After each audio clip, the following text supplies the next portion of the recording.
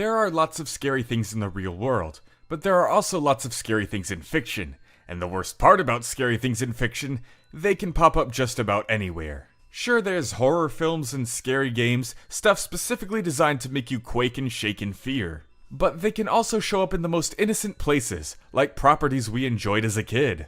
And that's what we here at Crossover X are going to talk about today, our childhood traumatic experiences in fiction, whether they be from a show, a movie, or a video game. So why don't I kick things off with my quick entry right here, in The Adventures of Jimmy Neutron, Boy Genius. Now generally, it's not a very scary cartoon. There were a couple creepy things here and there, like Seaweed Men or Hugh Neutron's puppet coming to life, but nothing that truly traumatized me and made me afraid to watch as a kid. That is until we get to the episode Sheen's Brain. Now this is one of the most famous episodes of the entire series. You know what happens. Sheen is about to fail a test and get held back, so Jimmy raises his IQ with the brain drain helmet by transforming it into a brain gain helmet, and this causes Sheen's brain to continue growing infinitely instead of just stopping at a certain point. He becomes too smart for all his friends, becomes evil, gets all these supernatural powers, yada yada yada. But believe it or not, none of that is what scared me. Not the fact that Sheen turned evil, not the threatening music and mood shift in the background. No. For me, it was the physical aspect. Not only was Sheen's brain growing in intelligence, but it was also growing in size. Throughout the episode, Sheen's head just gets bigger and bigger, and his skin keeps getting thinner and thinner, exposing more bulging veins in his forehead. You could even see dark rings forming around his eyes where his eyelids just got so stretched and thin. And according to Jimmy early on in the episode, if they don't stop this, Sheen's head is just gonna keep growing and growing until it eventually explodes. I had a very vivid and wild imagination as a kid, so I could just picture how it felt for your head to get that big, your skin to get stretched that thin, and get that close to your head exploding.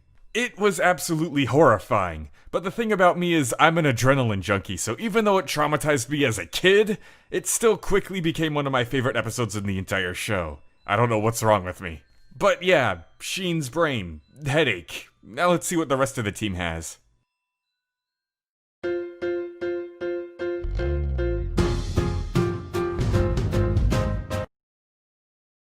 I don't remember a lot of the shows I watched as a kid, but I know that by far the one I liked the most in my early years was Thomas the Tank Engine.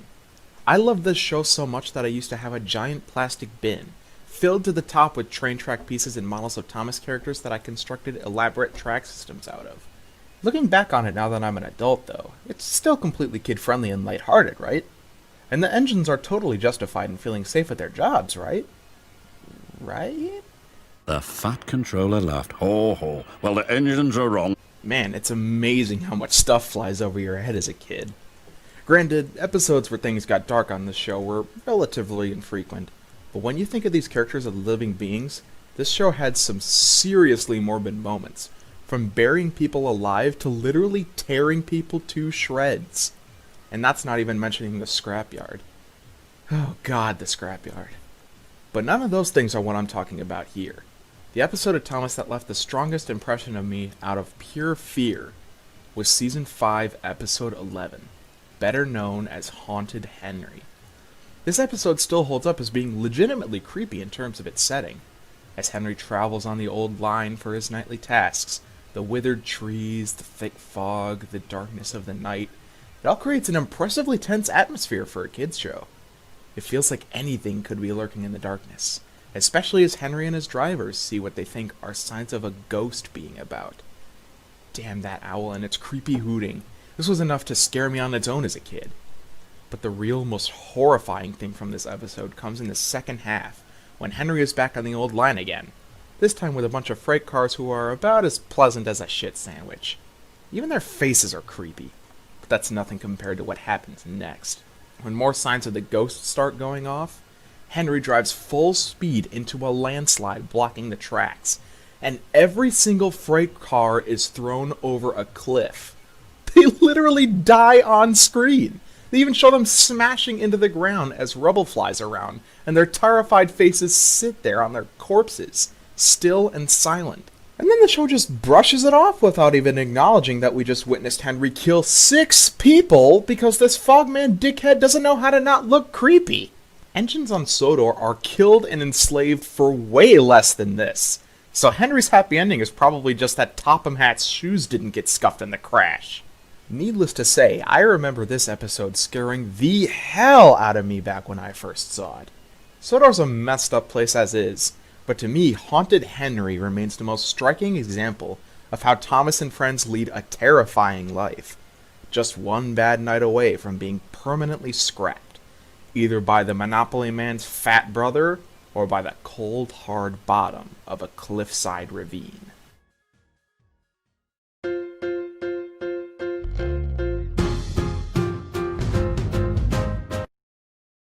Throughout my life, there's been some things from media that have unsettled and frightened me, but no scene from any piece of media has made me shiver and fear more than a specific scene from a little animated film known as The Iron Giant. Now, I freaking love this film as a kid, and even more now as an adult. The comedy, the animation, the heart, there's a lot about this film I love.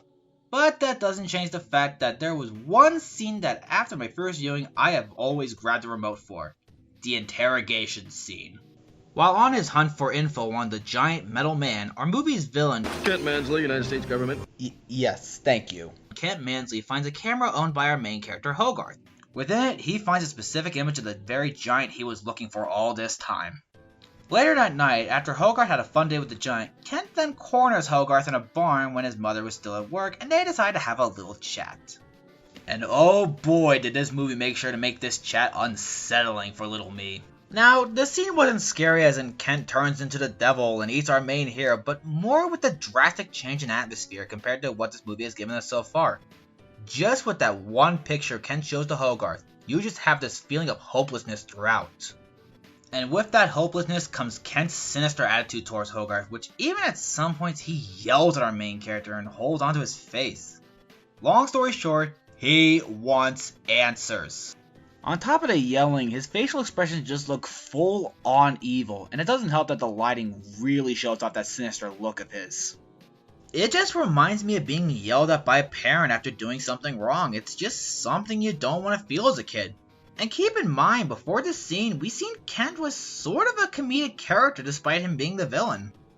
Sure, he was still focused on his goal of finding the giant metal man, and at one point even blew up and went on a rant about finding the giant to Hogarth. But we've also seen him steal the mayor's car, throw a tantrum over the phone not staying on its base, him getting diarrhea after thinking laxatives on his sundae were crumbles of chocolate bar. But if Kent wasn't scary enough already, there was this line. Protect your mother. My mom?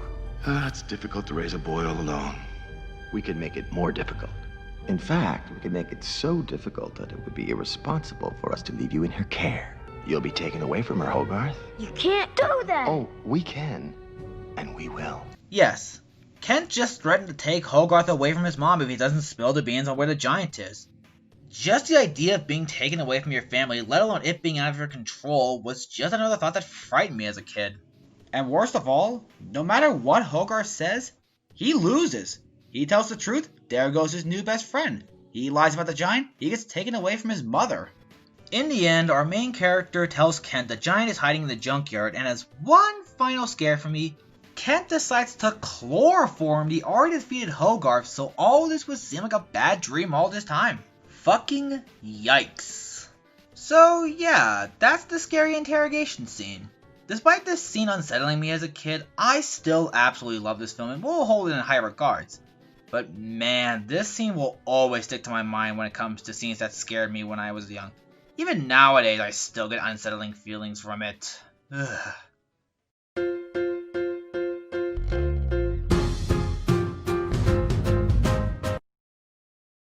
Hey there, folks. I'm Adam. So, childhood traumas, huh? Truth be told, I'm kind of a wuss when it comes to scary or suspenseful stuff. Despite that, there weren't really a lot of things that stuck with me as a kid, even if they did scare me. But there was one thing that really did stick out in my mind. So, as a kid, I was a pretty big fan of Peanuts, with Snoopy being one of my favorite characters, something that still holds true today.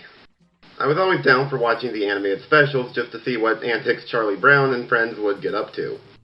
But there were a select few that weren't exactly as lighthearted, like the one that went over cancer. First time I saw that one was a pretty rude awakening, but not nearly as much as the special known as What a Nightmare, Charlie Brown. It starts off as innocent as you can expect for a Charlie Brown special, with the old blockhead and his beagle getting into antics while pretending to be a musher. Charlie then comments about how sled dogs in the Arctic have it pretty rough, but Snoopy don't care as he just gorges himself on pizzas and milkshakes. Then things take a turn for the worse when Snoopy goes to bed. Then immediately after, he wakes up in the frozen tundra, there's some asshole musher trying to throw him in with some nasty huskies or something. They don't get along and back him into a corner with their barking, and then we get a funny scene of Snoopy dancing in a bar.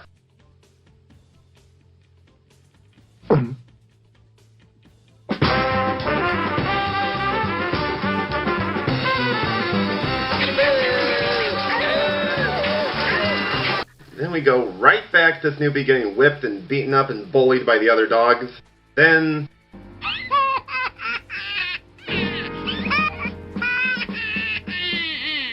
he reaches a breaking point. He gives the most sorrow-filled crying I've ever heard, and then he just gives in. He hunkers down and starts acting all savage himself, bullying the other dogs into submission now and acting like he owns the place.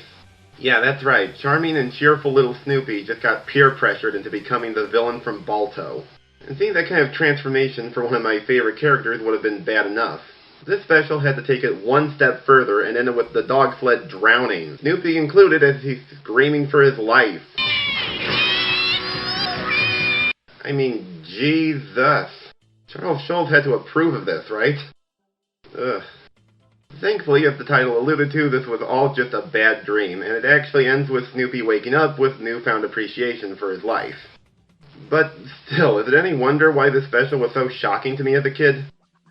Heck, even rewatching it today is still pretty uncomfortable. I mean, if you were to tell anyone without any prior knowledge that there was a special where Snoopy gets tortured into being vicious and almost drowns, they'd probably think it was just some lost episode creepypasta than an actually approved special. I mean, the whole thing is basically Snoopy torture porn. That's about all I have to say for this segment, so if you'll excuse me, I'm gonna go rewatch the Blue Sky movie to cleanse myself. Snoopy, you're so funny. No trauma here.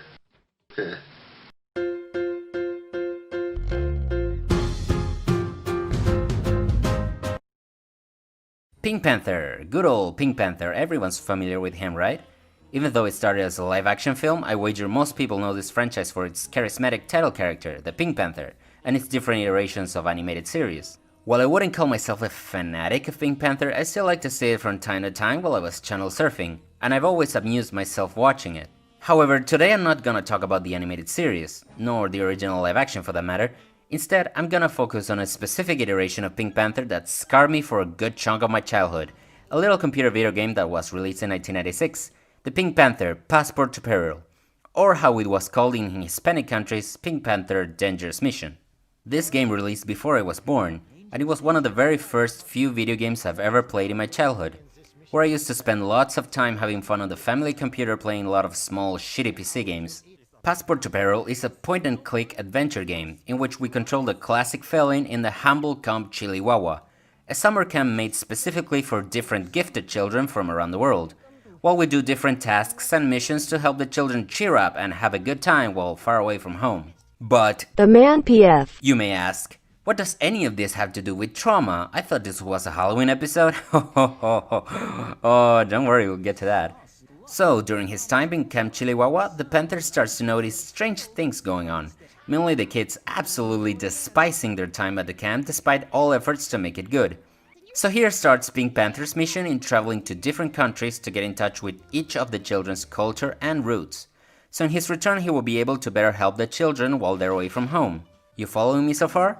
Okay, good, because from this point on is where things start to get fucky. Now, even as a child, I was never a stranger to creepy or bizarre games, and even played some of those to death, regardless of the imagery. So what did this guy manage to do that fucked me up so much? Well, the first time you start noticing weird things with this is actually pretty early on, when after a good night's sleep, you decide to go to the basement where you find this thing. This wasn't here yesterday. Okay. Not long after, we find one of the kids is oddly angry and he's having trouble spelling, even though he's a spelling bee champion. Agitated. So that's where Pink starts to take matters into his own hands. After this, honestly the game is pretty tame, save from the occasional weird shit. I even remember having a lot of good times playing it and talking with the different characters and uncovering all the funny dialogue. I even had a bunch of fun musical numbers sprinkled in between. That's until we finish visiting the last country, Australia, and we come back to the camp and find this shit.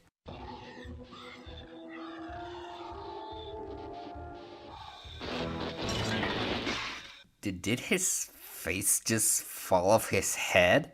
Is it fall yet?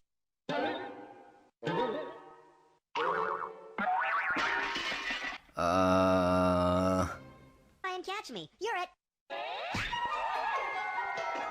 Seriously, what the fuck? Never mind the fucking severed arm hanging from a tree too. So yeah, to explain this in more detail, the main villain's plan was to abduct all the children and lock them up, somewhere? And replace them with robot counterparts that would complain about how shit the camp is, so he would have more reasons to close it off. Of course, these robots eventually start malfunctioning and their fucking body parts starts to fall off. Yikes. Like, yeah, I know they're robots, but still, I was like 4 years old when I saw this for the first time. What the fuck? The use of the creepy as shit music, the lake now being some weird brownish color and the sky being blood red, of course, didn't help things at all. Also, a little reminder that at this point in the game we had no idea where the original kids were, since all of this implied we haven't even seen them since as far back as the very start of the game. Yeah, add that to the list.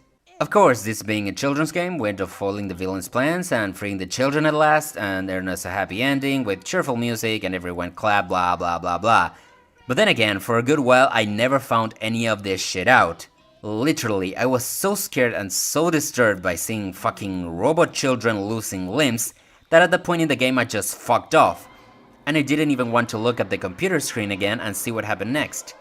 Luckily I was playing with my sister, who had much bigger balls than me at the time, and finished the game eventually, but I swear this exact same thing happened like 4 times, and I never could get past this part. It completely fucked me up.